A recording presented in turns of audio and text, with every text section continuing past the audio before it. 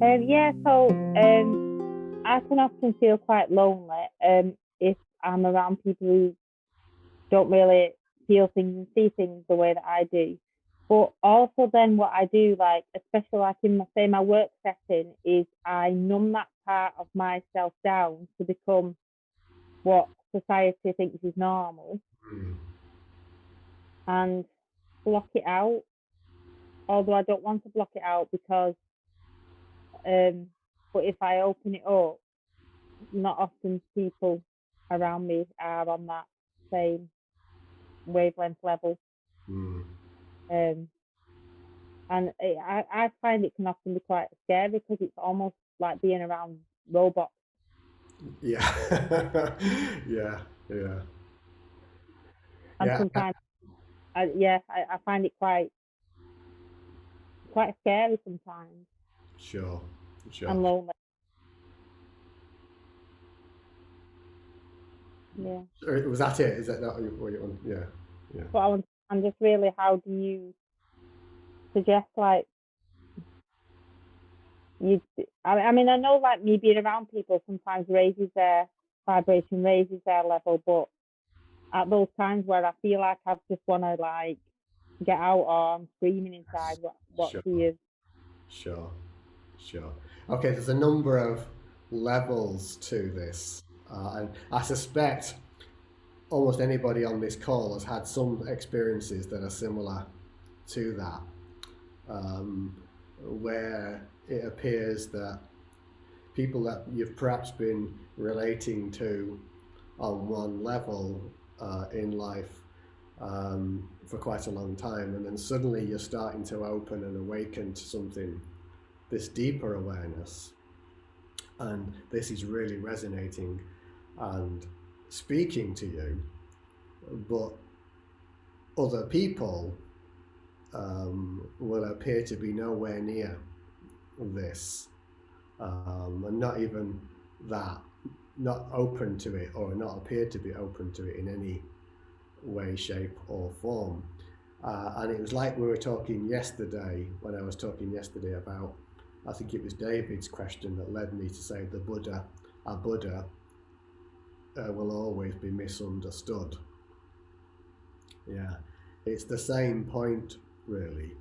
And any attempt, or it will appear, can appear, any attempt to um, address this will not only fall on deaf ears, but will actually be rejected quite vehemently. Um, and it can bring up stuff in you. So, like you were saying, Julie, you're sort of feeling lonely, um, and kind of like, oh, this is sort of too much, and the world is appearing very robotic in nature and so forth. There's a few dimensions to that. Whenever something like that is presenting something in you, the loneliness, let's just take that. So if that were there now, for instance, and if it is, just let it be there. This is actually a deep invitation, this feeling of loneliness. Because if we go back to this metaphor of the fiber optic, it does appear that you're alone in the universe and nobody understands you. And at the human level, that's an identification thing. But if you were to allow yourself, Julie, to that loneliness energy to be there, accept that it's there, feel it's there fully, to pass through it to the eye of the needle, so to speak. The witnessing presence of trusting the witnessing presence of the silence. What you'll actually come to is like, it's like a portal of realization, and that will dissolve. It could do that in all one fell swoop, one big swoop, or it could take time, and that's okay too. And it will transition from loneliness, which is a very human emotion and experience to what is often referred to in spiritual circles as aloneness. Aloneness. And for that, you can read ALL One-ness, which is the infinite awareness or the infinite silence, the whole of it. So this sensing of this loneliness is actually a deep invitation to the aloneness or the all oneness, which is so vastly different from the sense of being lonely. I want to come back to Julie now and just get some more feedback. Yeah, that's what I've started to try and do, just to allow myself to feel it. But also, like the other night, I felt like almost like I was grieving, but like it was like a grief, like my heart hurt, and Yes. I allowed myself to feel that, and then it did pass afterwards. But I did tell myself I just need to feel it. Good. And that grief that you noticed, this is good.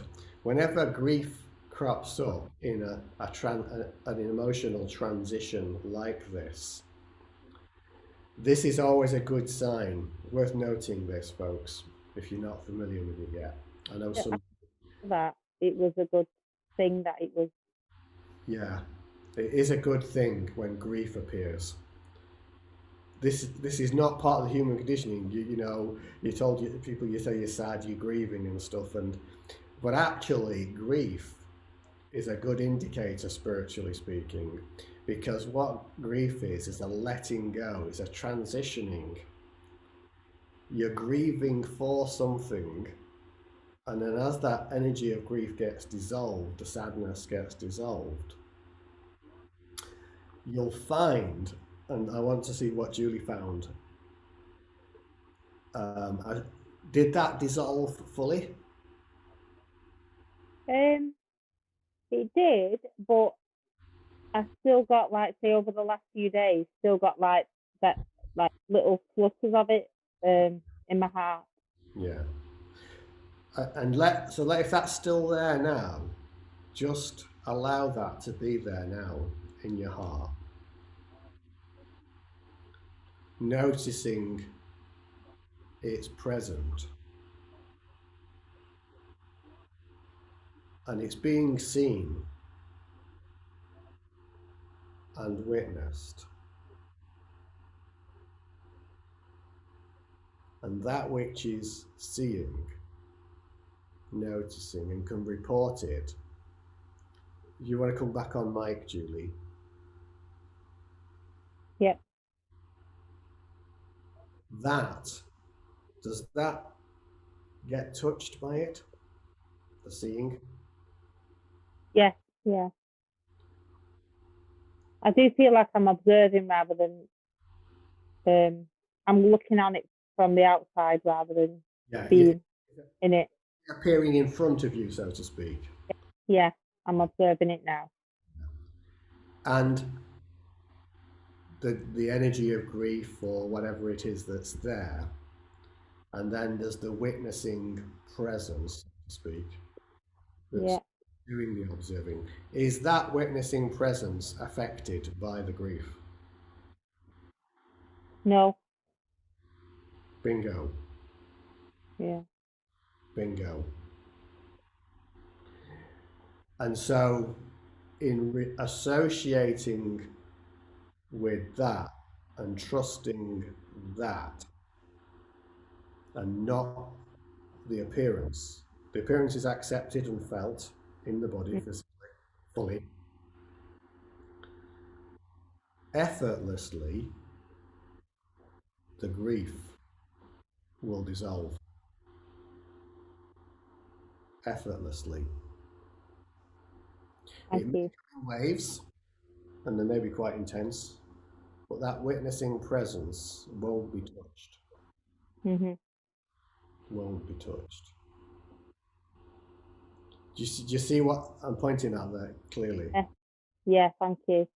Yeah. Yeah.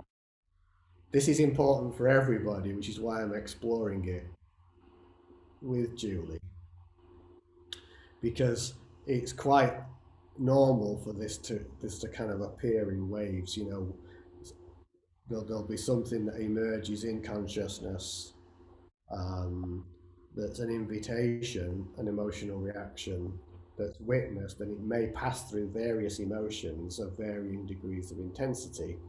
And quite frequently, one of the last phases of it is this grief. And that's an indication that this particular wave is now dissolving, and beyond and before the grief is a deeper seeing, a deeper peace. I just want to check in with Julie one more time just to make sure this is checking. Is that okay for you? Yeah, that's great. Thank you. Yeah, it explains a lot. Yeah. And is Thank you. what's here now? What's It is a realization. It is a realization that it's I have to let it pass, and that yes? it was actually a good thing that I felt that way. Yeah. Um, like Good. you said, it, when it's like a spiritual indicator Mm. that you're clearing. So yeah, thank Good. you. Good. So you can trust the process. Trust the process. I think I mentioned this phrase yesterday, but as you become, you know, this, you trust this witnessing presence more and more, one can get on with life and do the dishes or drive the car and go to and let it all happen. Let it all happen.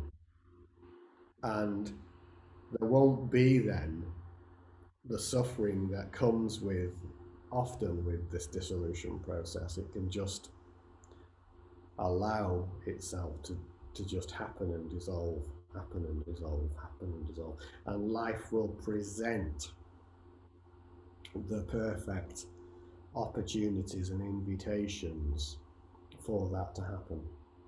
Thank you. So thanks for sharing Thank you. that.